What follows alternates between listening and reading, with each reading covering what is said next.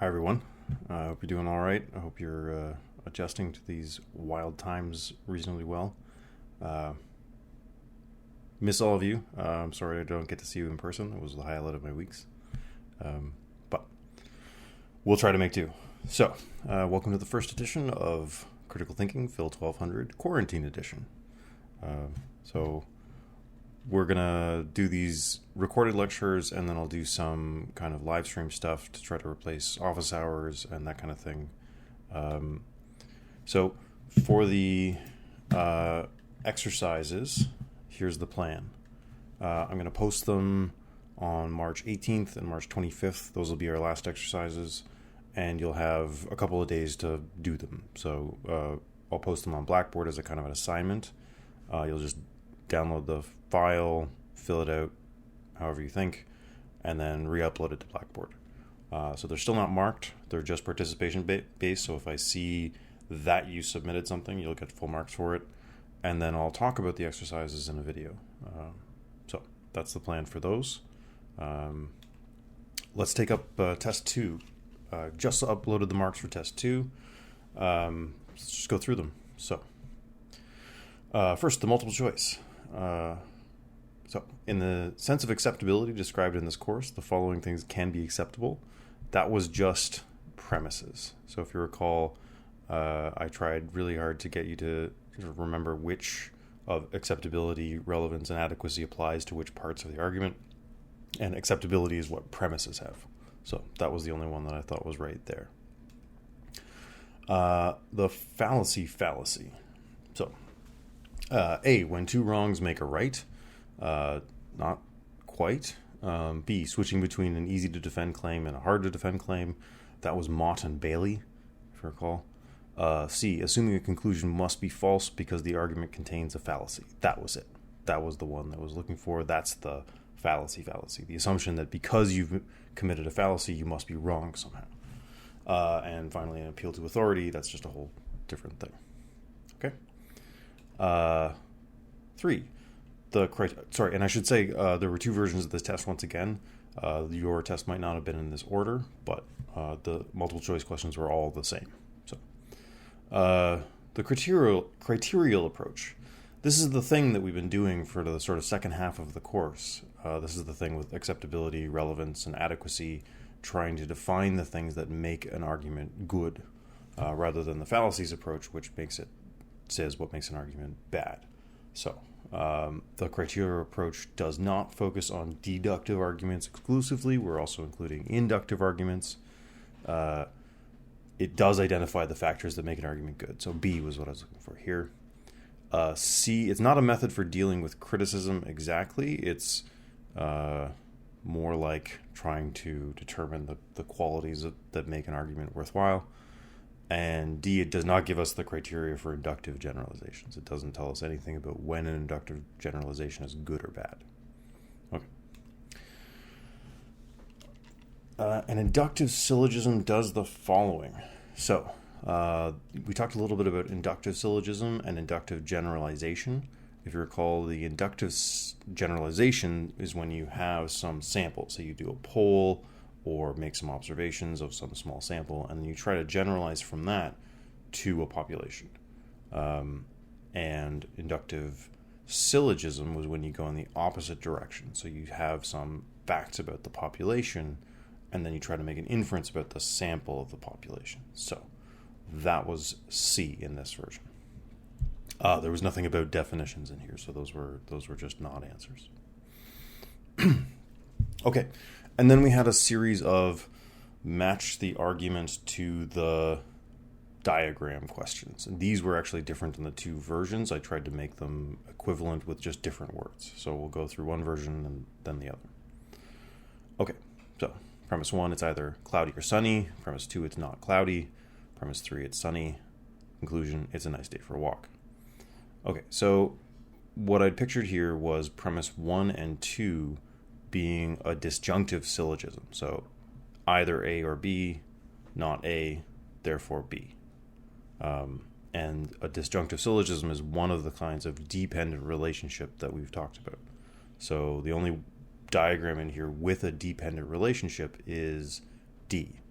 So I was looking for diagram D here.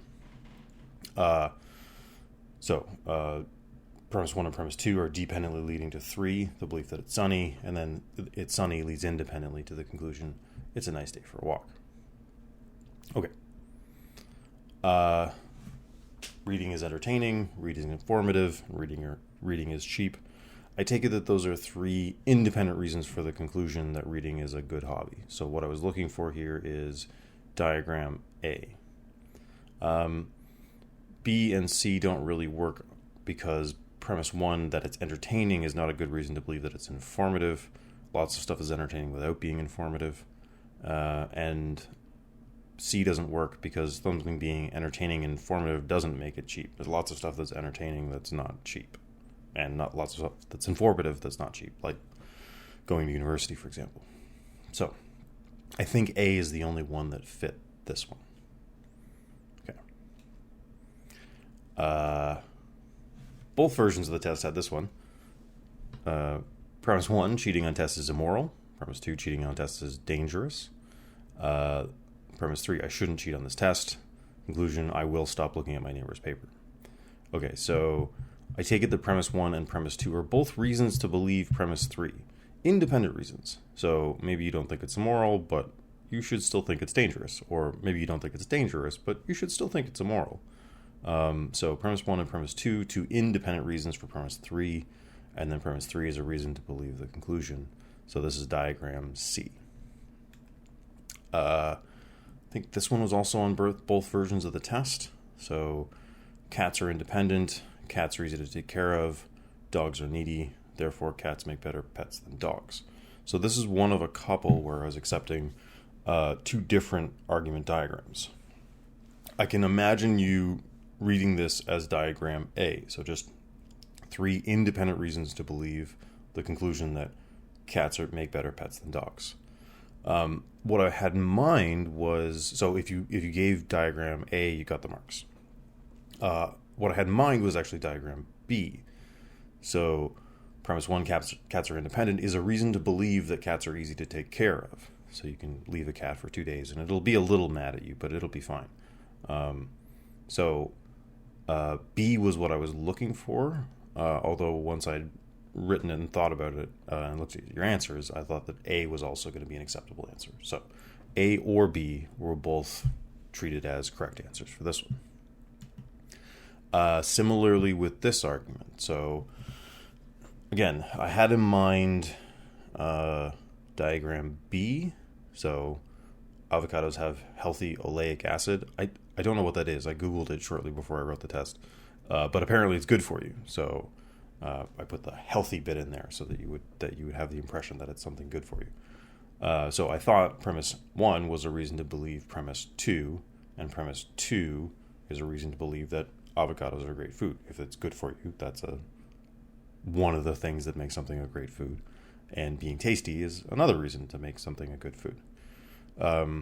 Again, though, as I thought about it some more, I found that diagram A probably made sense as well. So if it turned out that avocados don't turn out to have healthy oleic acid, then maybe they are not good for you. Or, maybe they can still be good for you. Sorry, let me try that again. Maybe it turns out that they don't have oleic acid in them, but they're still good for you for other reasons. So P1 and P2, P1 could be a reason to believe the conclusion without P2. P2 could probably be a reason to believe the conclusion without P1. So they can both lead independently to the conclusion. I had imagined P1 leading to P2, but if you read this as either diagram A or diagram B, those will both be fine. Okay. And here's a version of that was on the other test, the other version of the test. It's just the same thing, but with oranges and vitamin C. So again, diagram A or diagram B will both be acceptable. Good. Gaming is entertaining. Gaming is safe. Gaming improves reflexes. I take it that none of those lead to each other. So that it's entertaining isn't a reason to believe that it's safe. That it's safe isn't a reason to believe that it improves reflexes. But each of them independently might be reasons to believe the conclusion that it's a worthwhile activity. So I think diagram A is the only one I was willing to accept for that one. Okay. And this was supposed to be another disjunctive syllogism. So this is on the other version of the test from the one about it being rainy or cloudy. My dog is either sleepy or lazy. And then we just say in premise 2 that we know one of them isn't true. So if I know that P1 is true and I know that P2 is true, using disjunctive syllogism, I can infer that my dog is sleepy. And then given that those disjunctive syllogism requires two premises dependently, you know it's diagram D. That's the only one with a dependent relation in it. So my dog is sleepy is given as a reason to believe that you shouldn't wake up your dog. Okay. Right. Now, the definitions, the too broad and too narrow questions. So just to remind you, the thing I was looking for here was something that these definitions either excluded that they shouldn't have excluded or included that they shouldn't have included.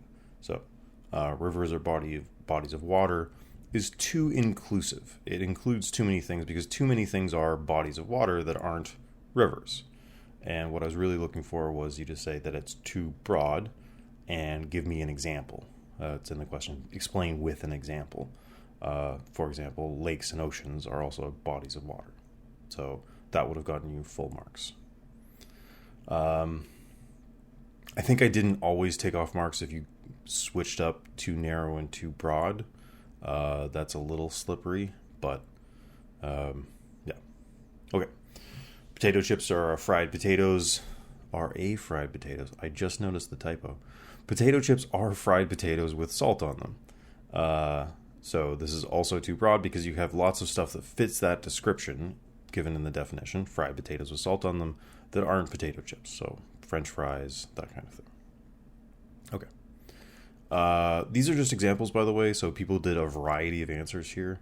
Hopefully I looked at them all carefully and considered whether they actually fit the requirements of the question. So if you wrote something different, don't panic. If it made sense, I hopefully gave you the marks. Okay, books are written or printed work consisting of pages bound together along one side. I think I actually took this from the dictionary. Too broad. A lot of people said too broad. Magazines are written work consisting of pages bound together along one side. There's a difference between magazines and books, of course. A number of people also said this is too narrow. So this excludes things that it shouldn't exclude. There are, for example, audiobooks or ebooks. So you don't have to have it be printed, and it certainly doesn't have to be bound on one side if it's an audiobook. Okay. Potato chips are a salty, crunchy snack. Peanuts are also a salty, crunchy snack. Peanuts are not potato chips. So that's too broad because the description includes things that it shouldn't be including. Okay. Then there was the name the fallacy game. So the game here was just to tell me what fallacy this is, assuming it is a fallacy. So I ask you, suppose this thing is a fallacy. Tell me which one it's likely to be. So many of you didn't remember the exact name of the fallacy. That's fine. I think I gave you marks if you gave me a description that was close enough or a misspelled version or something like that. I wasn't too choosy about it. If it looked to me like you knew what the fallacy was and had studied the stuff, that I think I gave you the marks, or at least part marks.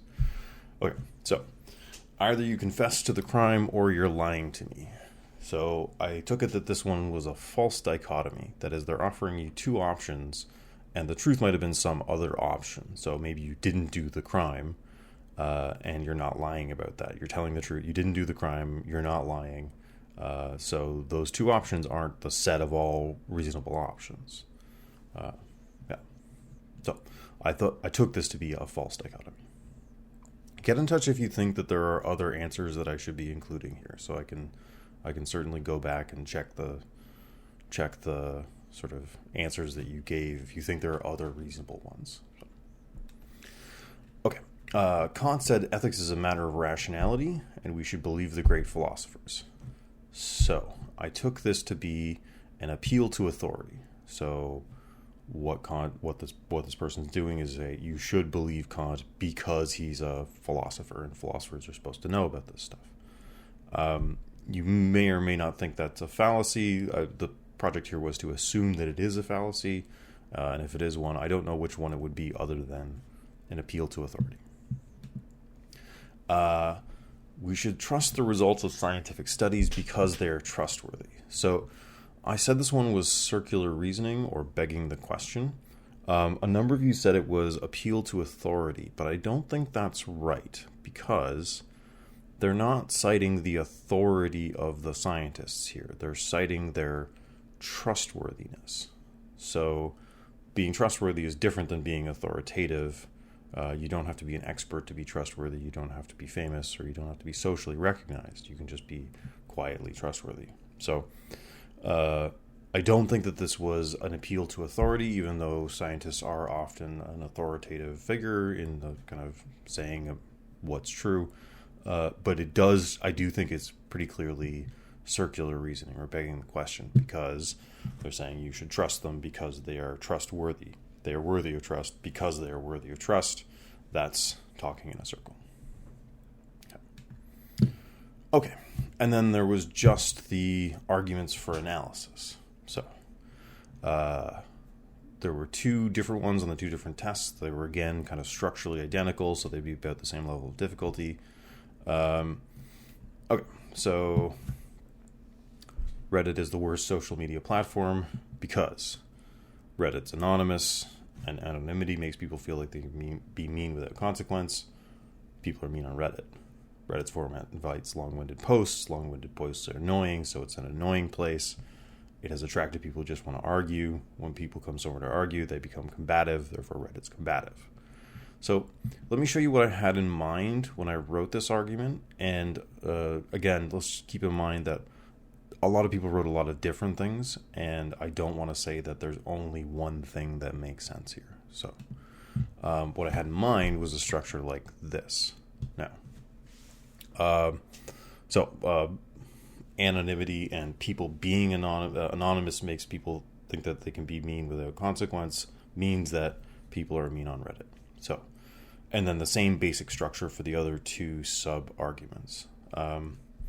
Now, I saw a lot of different versions of this, and a lot of people had fewer premises than this. Some people had as few as 3 premises to deal with this argument, and what they did was aggressively rephrase.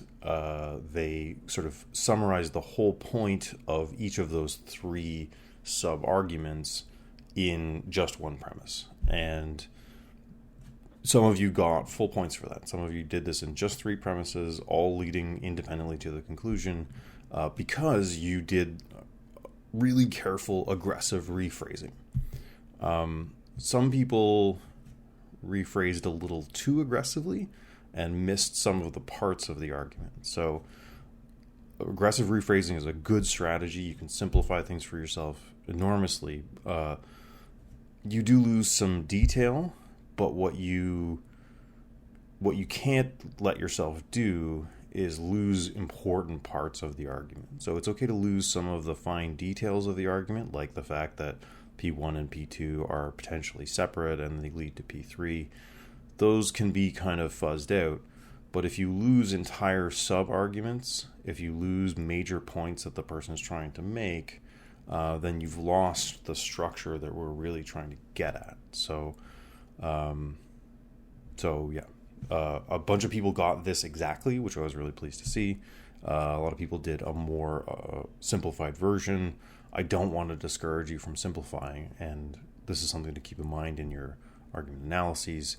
You don't want to just take those things word for word, so you'll just have way too much stuff to analyze. If you're trying to deal with every single sentence in those editorials, you're just going to get overwhelmed. There's way too much stuff to do there. So, do aggressively rephrase. I don't want to discourage you from doing that. Simplify things for yourself. Bring things into a kind of their simplest form, but do it without losing the point that the person's trying to make, the overall point that they're driving at. So, and I was pleased to see these. I mean, a large number of you got either this structure here or something that was close enough. So, for example, having these 3 major sub-arguments. Okay.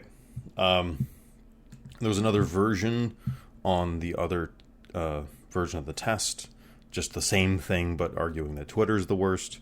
And it's the same argument diagram, so it's the same structure with, if you got down to the detail of the argument, you ended up with something that looked identical, which is three sets of a couple of dependent premises leading to a premise, which then independently leads to the conclusion. So same basic argument diagram.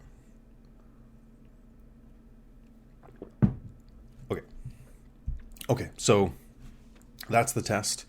The answers are posted online. They're posted on Blackboard.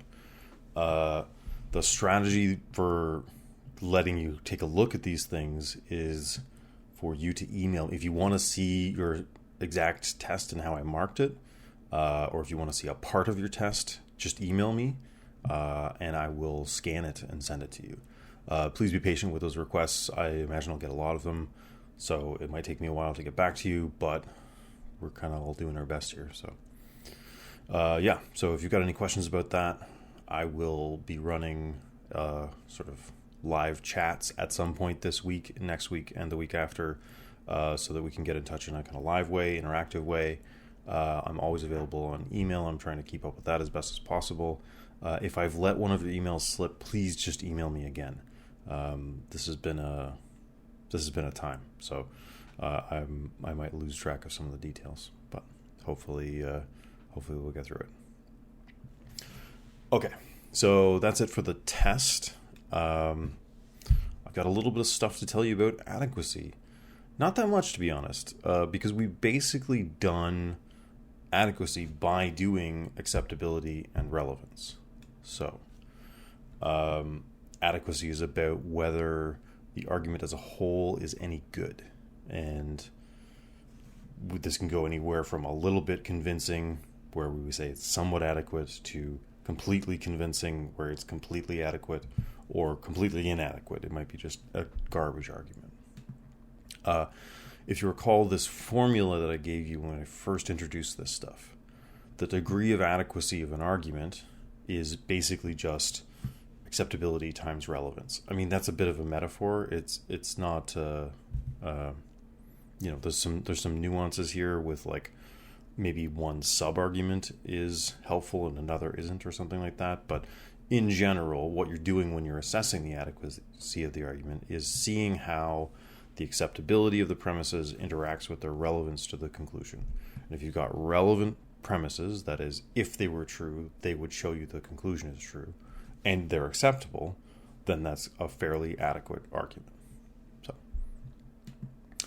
and I just want to remind you of this way of using this language. Please be sort of aware of this when you're doing your argument analyses. Premises are acceptable or unacceptable. The connections between premises, these inferences, the arrows, the things highlighted in green here, are what's, you're testing for relevance. So is, say, MP3 and P2, are these things relevant to P1 or aren't they? So this arrow is what you're evaluating when you're evaluating relevance. Whole arguments are adequate or inadequate. So this big blue circle around here is supposed to remind you. The whole argument is either adequate or inadequate. If you're telling me that a premise is adequate or inadequate, then that shows me you're not using these words right. You don't get what the difference is between acceptability and adequacy. So just keep this in mind. Okay. So in purely formal logic, you can either tell whether an argument is valid or invalid, and then you can either tell that the premises are true or false by going out into the world and looking at whether they're true or false. So you don't really need to talk about adequacy in some sense by degrees. It's either a valid argument or it's an invalid argument, and that's kind of the end of story. What we're doing here is assessing arguments in the wild. We're assessing the kind of arguments that you're likely to see out there in the world. And in that context, adequacy has to be sort of weighed against the seriousness of the conclusion. So extremely serious or important or weighty conclusions might require stronger arguments than less serious conclusions. So consider the following arguments. I see a few dark clouds on the horizon. It may rain, so I should take an umbrella. The conclusion is not that serious. I mean, the worst case scenario is you're carrying an umbrella and you don't need it. That's not a very costly choice to make. It's not a very, weighty conclusion, you might say. Compare that to, I see a few dark clouds on the horizon. It may rain, so we should probably cancel the family reunion. So tell everybody that you were going to meet in the park to go home and don't come instead. So to do that kind of thing, you better have a pretty good argument, right? The very serious conclusion that you're arguing for needs to be backed up with something fairly serious. So this is where the kind of weight or importance of the conclusion weighs in on how adequate you want the argument to be. So adequacy is in some sense relative to how serious the conclusion is that you're driving at. Here's another one. I failed the test, therefore I need to rethink my priorities. You should always be rethinking your priorities, right? There's no bad time to rethink your priorities. But I failed the test, therefore I am a garbage human. Now that's an extremely serious conclusion to come to. And having failed the test is, I want to assure you, in no way adequate to establish that conclusion. That's just not enough of an argument for that conclusion. Same premise, two different conclusions. One, the premise is pretty much adequate. You failed. Maybe you need to think about what's going on. You need to reassess. Versus, I failed, therefore I'm just irredeemably awful. Well, that's a much more serious conclusion, and therefore you need a much stronger argument to adequately defend it. Okay. And that's really all I have to tell you about adequacy in the criterial approach. So I've got a few fallacies to talk about in terms of the adequacy of arguments. But I think adequacy is a fairly, once you've got acceptability and relevance under your belt, once you sort of dealt with them and thought about them, adequacy kind of tumbles out, right? You look at an argument, and if you know that it's got relevant premises and acceptable premises, then you know it's an adequate argument. So there's not that much to say about it. Okay, so let's do a few of these fallacies. We'll start with non sequitur. And now I'm in a position to explain why I wrote on the test that non sequitur was not a acceptable answer for the question, what kind of fallacy is this? So, because technically all fallacies are non sequiturs. Non sequitur literally translates to does not follow. So all of the normal fallacies, like affirming the consequent, are kinds of non sequitur. That's not usually how people use the word. So that's a very technical sense of thinking about this. Usually when people use this term non sequitur, they have something in mind, such as just the argument taking a bizarre twist that doesn't make any sense. It's essentially it's a generic way of saying what you're saying doesn't make any sense. It has nothing to do with anything. Here's a bit of Shakespeare for those super classy examples. Polonius, if you call me Jephthah, my lord, I have a daughter that I love pleasing well. Hamlet says, nay, that follows not. That's not what? So the first thing that he says, if you call me this name Jephthah, then I love my daughter? So saying that's a non sequitur is just saying the first thing is just unrelated to the second thing. Another example, I think this is from the textbook. So people generally like to walk on the beach. Beaches have sand.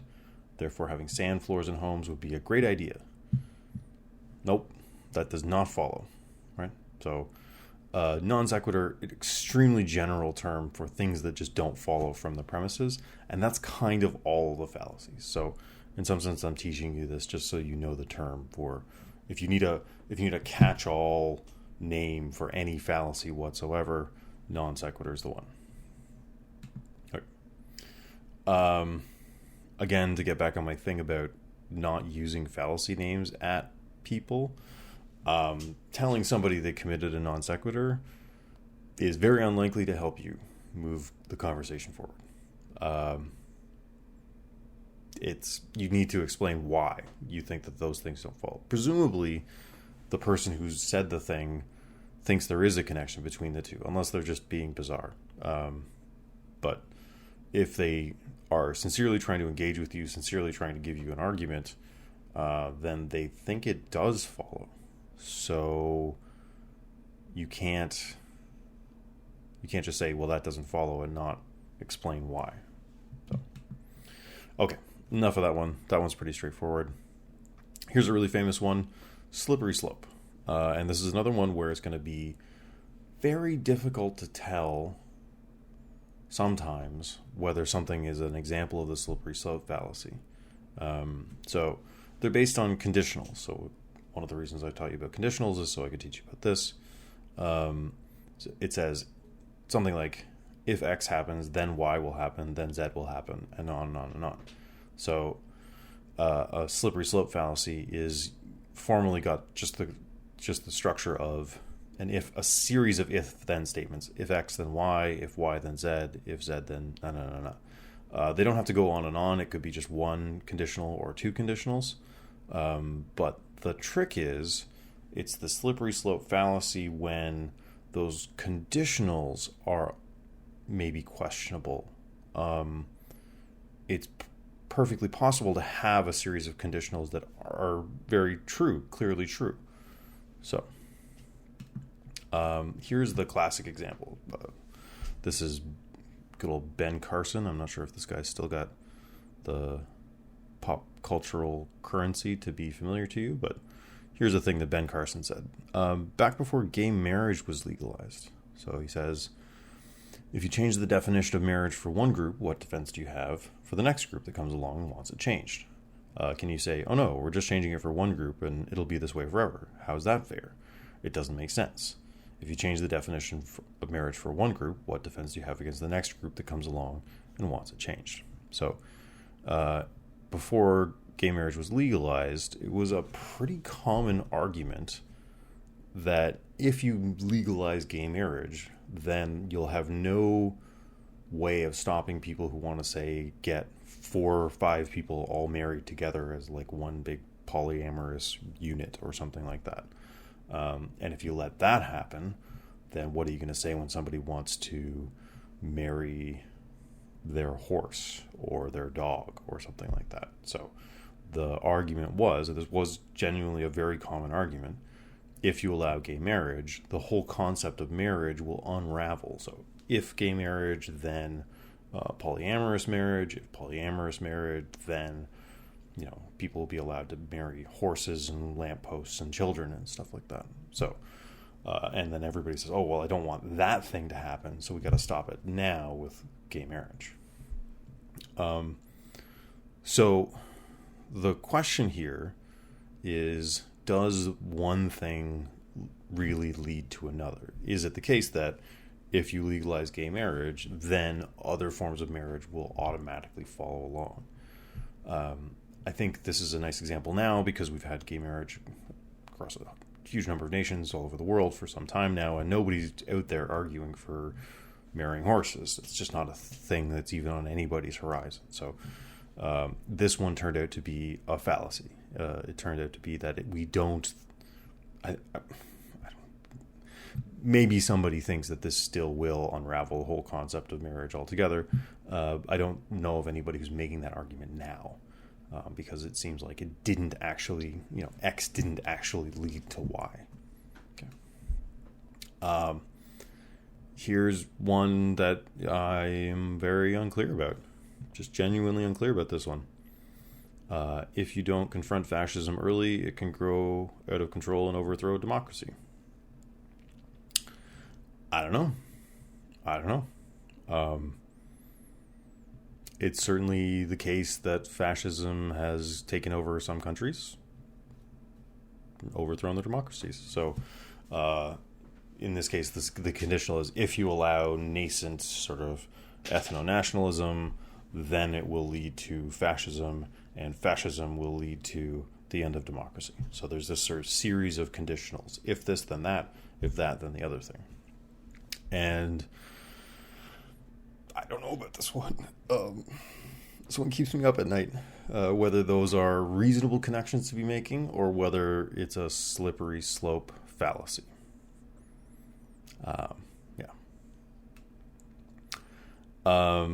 This one probably is a fallacy. Well, you cannot keep buying Magic the Gathering cards with all your spare money. You're ruining your life. I think that one is a fallacy because of this word spare money. So if your money is genuinely spare, like if you're not spending your rent money or your food money on Magic the Gathering cards, maybe you're not ruining your life. In this case, it probably depends on the specifics of your actual specific life, right? So maybe you are ruining your life with buying nothing but Magic cards. Maybe your social life is going into disarray, or your career plans are falling out from under you. But maybe not. Maybe this is just what you like to do with your time and money. So this is, I think, I would be very hard pressed to categorize this as either a fallacy or not a fallacy. Now, notice that it has the same formal structure as all of the other ones that we've talked about so far. So if you do X, then Y. If Y, then Z. That kind of thing. So, tricky. The thing is, some slopes really are slippery. What I'm saying there is, sometimes X leads to Y and Y does lead to Z, right? Like it's not the case that you can't ever predict that one thing will lead to another. The slippery slope fallacy it's only a fallacy. It's only an error in reasoning if one or more of those conditionals are kind of questionable, or maybe sort of the longer a chain of conditionals you construct, the flimsier it gets, right? So if you tell a story that's 50 conditionals long, well, if this happened, if this, then that, then the other thing, then the other thing, then the other thing. If there's doubt about each one, a little bit of doubt about each one of those conditionals, then the whole chain becomes more and more tenuous. So it becomes a fallacy when you've got a bunch of questionable conditionals where one thing doesn't necessarily lead to the next, but there's a lot of middle ground here, right? There's a lot of middle ground when you can say X probably leads to Y, or possibly leads to Y, and then Y probably leads to Z, or possibly leads to Z. And there, it just becomes unclear whether something is an instance of the slippery slope fallacy or not. So, once again, this is a fallacy where it's going to be hard to say definitively when something is or isn't an example. And sometimes something with the same formal structure as a slippery slope fallacy is just a good argument. Okay. So now we're going to do a couple of what we'll call causal fallacies. These are fallacies where you've made a mistake about what causes what. So, post hoc ergo propter hoc. This literally translates to after the fact, therefore because of the fact. So, you all know what causes are when one thing causes another, and presumably you also know that it's clearly not the case that just because one thing happened and then another thing happened, that the first thing causes the second thing. All of this is going to be, actually all of these causal fallacies are going to be pretty obvious stuff. I'm mostly just giving you names for stuff that you basically already know. So, like that the yellow light doesn't cause the red light, right? Just the fact that the yellow light is shining is not what causes the red light. There's some internal mechanism in the light that causes both of them to happen. You see this a lot in sport fandom. So, a lot of superstitions around being a fan of a sports team. So you say, I wore this sweater the day my team won the championship, so it's my lucky sweater. Now suppose that you're 300 kilometers away from where the team played. They don't know you were wearing your lucky sweater. it's very unlikely that that had a causal influence on the outcome. But people kind of latch onto this stuff. Say, well, first I put on my sweater and then my team won, so therefore the sweater caused the winning. I'm told that I should relax about this and that it's part of the fun of being a sports fan that you get to indulge in this kind of thing. I'm working on that. I'm trying to integrate that advice into my life. But hopefully we can all agree that, in fact, this is not it's not good reasoning, right? It's not a good argument to say, if this, then that. So, weirdly, philosophers still disagree about when exactly we can say that one thing causes another. Just because, causes are usually assumed to come before their effects. So something coming before something else is at least necessary for the first thing to cause the second thing.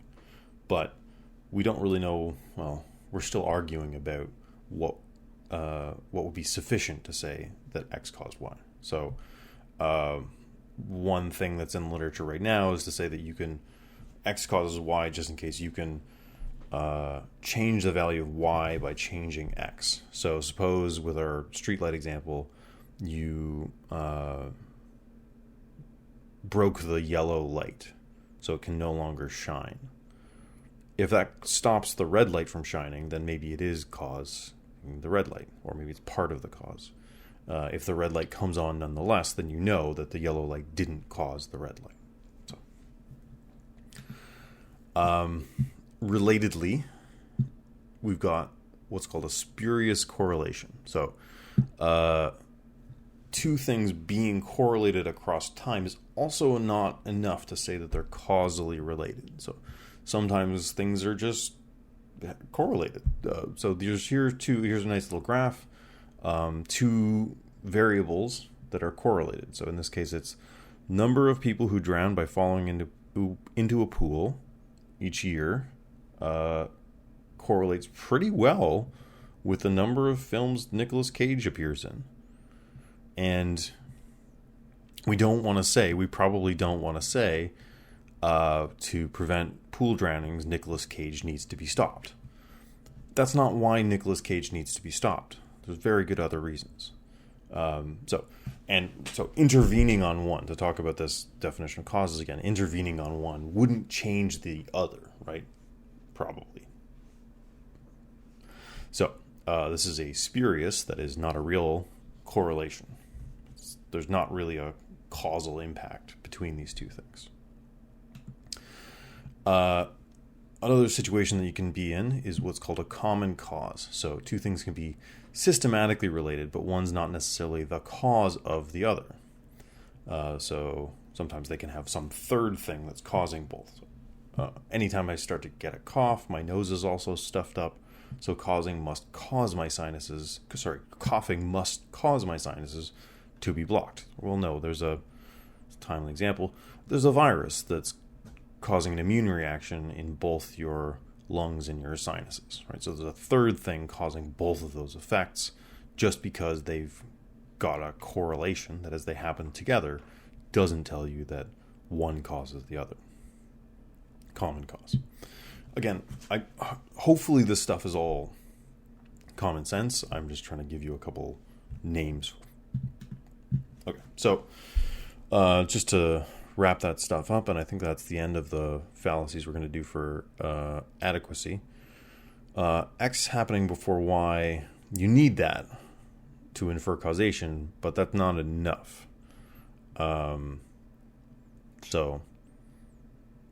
X being correlated even with Y is necessary for X to be a cause for Y. So they have to be, if X and Y are causally related, there should be some correlation between their values. So if X goes up, maybe Y goes down or goes up or something like that.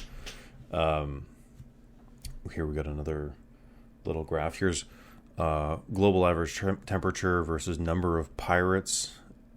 So there's a pretty good correlation between those two things. As global average temperature goes up, the number of pirates goes down. They really fudged this x-axis, though. Anyway, doesn't matter. So to attribute causation, you need something stronger than just priority. That is, you need something stronger than just X happens before Y. You even need something stronger than X is correlated with Y.